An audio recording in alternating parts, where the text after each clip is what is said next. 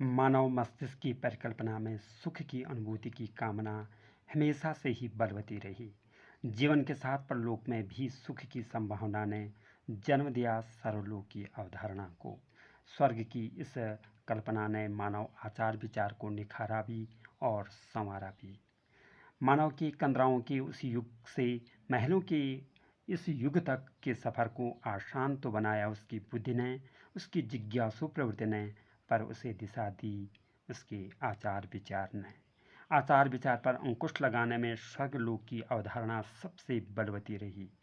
स्वर्ग में ही जीवन या जीवन में ही स्वर्ग की अनुभूति, ये तो महज दृष्टिकोण भर का अंतर है।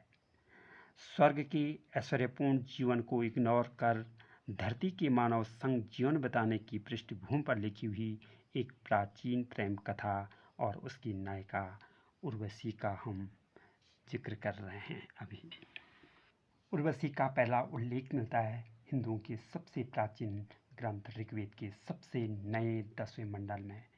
10वें मंडल का 95वां सूक्त 1 से 18 तक की ऋचाएँ समर्पित हैं स्वर्गलोक की उस दिव्य अप्सरा उर्वशी को।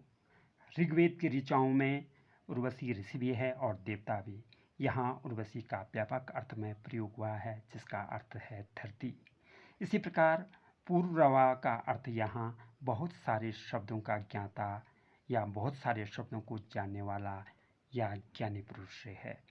ऋग्वेद संवाद सूत्र का एनालिसिस करते हुए मोनियर विलियम्स बताते हैं कि वैदिक ग्रंथों की ये अद्वितीय सुंदरी और कोई नहीं बल्कि सुहावनी भोर है।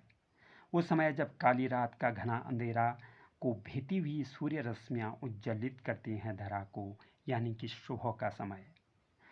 ऋग्वेद कोई कहानी का ग्रंथ तो है नहीं। इसमें जो सूक्त हैं, जो ऋचाएँ हैं, वो बड़ा गूढ़ अर्थ रखती हैं। इसलिए ऋग्वेद के इस प्रसंग को कहानी की शक्ल में पहली बार पिरोया गया है श्रीमद् भागवत महापुराण में। श्रीमद् भागवत महापुराण के 9वें स्कंद के 14वें अध्याय में वर्णित है स्वर्गलोक की अप्रीत सुंदरी उर्वशी और राजा पुररवा की अनोखी प्रेम कहानी। चंद्रदेव सोम एवं तारा के ओजस्वी पुत्र बुध और इला के पुत्र चंद्रवंशी महाराज पुररवा बड़े बलशाली, पराक्रमी और तेजस्वी थे। उनके ओज से धरा एवं स्वर्गलोक गुंजमान था। एक बार उर्वशी ने सुना कि नारद ऋषि महाराज पुररवा की उदारता, सौंदर्य, साहस और पराक्रम की चर्चा देवराज इंद्र से कर रहे हैं। उर्वशी ने धरती के इस महाराज की तारीफ जब देवलोक में भी सुनी तो वह उसे मिलने के लिए आतुर हो गई। आखिर एक दिन स्वर्गलोक की ये सर्वश्रेष्ठ अप्सरा पहुंच गई महाराज के प्रतिष्ठानपुर में। पुररवा ने स्वर्गलोक की कंचन काया उर्वशी को देखा तो देखता ही रह गया। फिर खुद को संभालते हुए महाराज बोले, हे सुंदरी, मैं आपके लिए क्या कर सकता हूँ। महज कुछ औपचारिकता के निभाने के बाद महाराज ने उर्वशी से विवाह का प्रस्ताव रखा, जिसे उर्वशी ने सहर्ष स्वीकार तो कर लिया, पर राजा से 3 शर्तें रखी। उर्वशी बोली, हे राजन, मेरी ये पुत्रवत मैमने हैं, इनकी रक्षा आपको करनी होगी। दूसरी शर्त, हे राजन, मैं जब भी आपको देखूं तो आप राजसी वस्त्र धारण किए हों। और तीसरी, हे राजन, मैं हमेशा घृत का ही पान करूंगी। उर्वशी पर आसक्त महाराज पुररवा ने उर्वशी की तीनों शर्तों को स्वीकार कर लिया।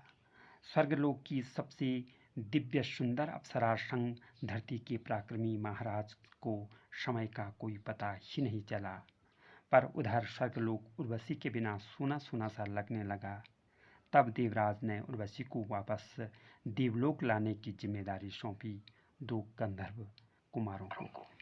बादलों से भरी घनी अंधेरी काली रात, राजमहल में छाया सन्नाटा, सभी सोए हैं। अचानक पहरेदारों को छकाते 2 गंधर्व कुमार 2 खास मेमनों को चुरा ले जा रहे हैं। खास इसलिए कि ये कोई साधारण मेमने नहीं हैं। स्वर्गलोक की अद्वितीय अप्सरा उर्वशी की प्राण प्रिय मेमने हैं ये, जिनकी रक्षा खुद इंद्र को भी सहायता करने वाले महाराज पराक्रमी पुररवा हैं। गंधर्व कुमारों द्वारा अपनी प्रिय मेमनों को ले जाते देख उर्वशी विलाप करने लगी। उसने अपने पति को जगाया और कठोर शब्दों में डांटते हुए बोली, हाय, इधर मेरी प्रिय मेमनों को चोर ले जा रहे हैं और इधर खुद को पराक्रमी कहने वाले महाराज सोए हैं। मैं तो लुट गई। मैंने नाहक में ही इस आदमी पर भरोसा किया। ये कायर, ये बलहीन मेरी मेमने नहीं बचा पाया। महाराज पुररवा ने जब ये सब सुना तो हाथ में तलवार लिए उस दिशा की ओर बढ़े जहां गंधर्व कुमार उन मेमनों को चोरी करके ले जा रहे थे। कुछ ही दूरी पर जाकर गंधर्वों ने मेमनों को छोड़ दिया। राजा पुररवा ने उन मेमनों को उठाया और वापस महल की ओर चलने का निश्चय किया। अब तक सुबह हो गई थी। महाराज ने सोचा कि अपनी प्रिय मेमनों को देखकर उर्वशी बड़ी प्रसन्न होगी, पर ऐसा नहीं हुआ। उर्वशी ने महाराज को देखा तो अपनी मेमनों को लेकर के चल दी, हमेशा के लिए महाराज को रोता बिलखता छोड़ करके।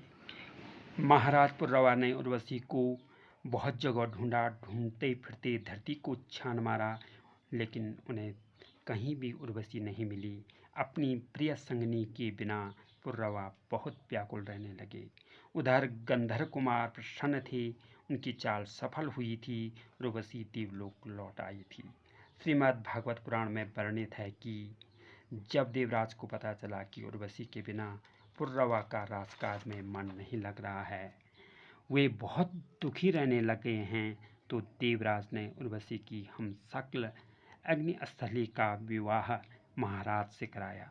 अपनी प्रिय पत्नी को वापस पाकर पुररवा पुनः प्रसन्न रहने लगे, लेकिन बहुत ही जल्दी उन्हें आभास हो गया कि ये उर्वशी न होकर के अग्निस्थली है। उर्वशी की इस मार्मिक और अनोखी कहानी को शतपथ ब्राह्मण में भी लिखा गया है। उत्तरवर्ती काल में बृहद देवता रामायण महाभारत के अलावा हरिवंश पुराण, वायु पुराण, मत्स्य पुराण, स्कंद पुराण, पद्म पुराण, देव पुराण में भी उर्वशी की प्रेम कहानी वर्णित है।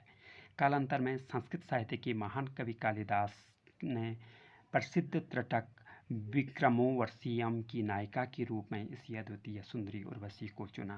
त्रिटक एक प्रकार की नाटक की विधा है। कालिदास की उर्वशी को धरती पर विचरण करते समय एक असुर द्वारा अपहरित किया जाता है। तब पुररवा उसे छुड़ा लाते हैं। महर्षि अरविंदो, रविन्द्रनाथ टैगोर और उसके बाद हिंदी साहित्य की अलंकृत कृति राष्ट्रकवि दिनकर की उर्वशी। दिनकर ने भी वैदिक उर्वशी को मानवीय गुणों से प्रस्तुत किया और उसे नारी सुलभ सभी गुणों से वर्णित किया, जो एक आदर्श नारी की छवि प्रदर्शित